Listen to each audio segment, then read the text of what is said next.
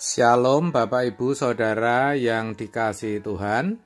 Seri pengajaran hari ini berjudul Janji-janji yang berharga. Ada satu kabar baik yang harus kita mengerti sebagai orang percaya. Apa itu? Yaitu dimungkinkannya kita untuk mengenakan kodrat ilahi.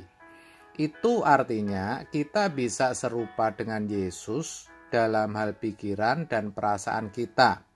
Kita bisa kembali diserupakan dengan Allah, sesuai dengan rancangan Allah semula.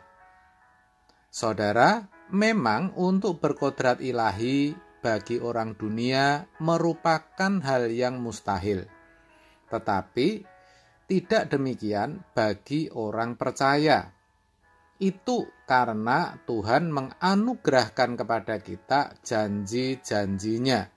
Demikianlah dituliskan dalam 2 Petrus 1 ayat 4. Dengan jalan itu, Ia telah menganugerahkan kepada kita janji-janji yang berharga dan yang sangat besar, supaya olehnya kamu boleh mengambil bagian dalam kodrat ilahi dan luput dari hawa nafsu duniawi yang membinasakan dunia.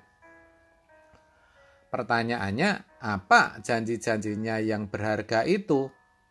Di ayat sebelumnya dikatakan, karena kuasa ilahinya telah menganugerahkan kepada kita segala sesuatu yang berguna untuk hidup yang saleh oleh pengenalan kita akan Dia yang telah memanggil kita oleh kuasanya yang mulia dan ajaib. 2 Petrus 1 ayat 3. Dari ayat ini kita tahu untuk bisa memiliki hidup yang saleh, maksudnya hidup yang selalu menyukakan hati Bapa, yang juga sama artinya dengan mengenakan kodrat ilahi, kita dimungkinkan atau diberi kesempatan untuk memiliki pengenalan akan Allah. Itu benar-benar merupakan berkat rohani. Dan berkat rohani itulah yang dimaksud dengan janji-janji Allah yang berharga. Ya saudara, jadi janji yang berharga tadi merupakan kesempatan atau peluang yang diberikan kepada kita untuk mengenal Allah dengan benar, saudara.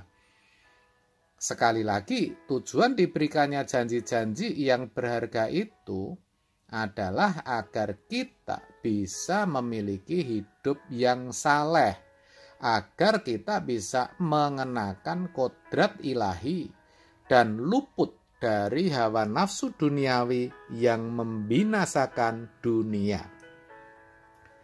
Allah itu sungguh baik, saudara. Siapakah kita ini sebagai manusia berdosa?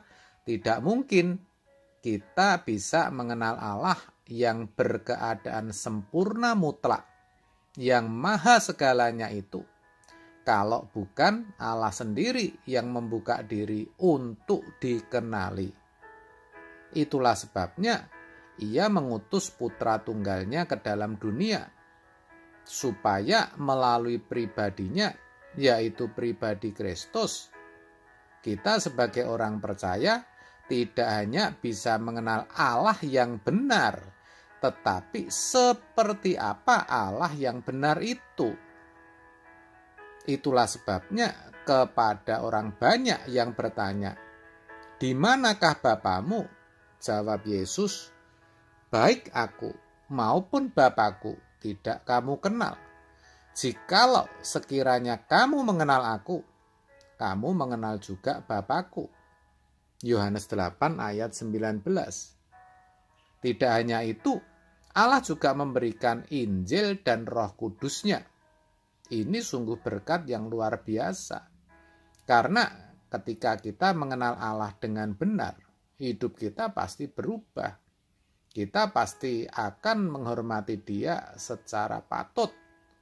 Hidup kita pasti tidak sembarangan. Kita pasti selalu akan berjuang untuk hidup saleh, hidup kudus, hidup yang tidak bercacat dan tidak bercela. Sayang sekali, harus diakui secara jujur, kebanyakan orang Kristen tidak mengerti akan janji-janji yang berharga ini, atau barangkali tahu tapi acuh tak acuh serta tidak peduli. Akibatnya bukannya jadi orang saleh tapi orang salah. Bukannya semakin hari semakin serupa Yesus, tetapi justru semakin serupa dengan dunia. Hidupnya tidak memuliakan Tuhan, malahan mempermalukan Tuhan. Bukan mengenakan kodrat ilahi, sebaliknya masih berkodrat dosa.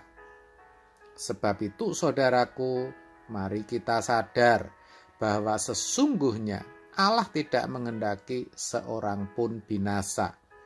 Yang Dia kehendaki semua orang beroleh hidup yang kekal. Untuk itu tidak bisa tidak, harus mengenakan kodrat ilahi.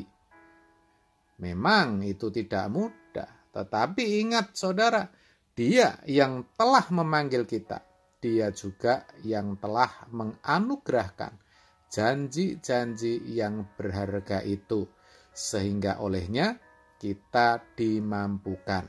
Amin. Tuhan Yesus memberkati.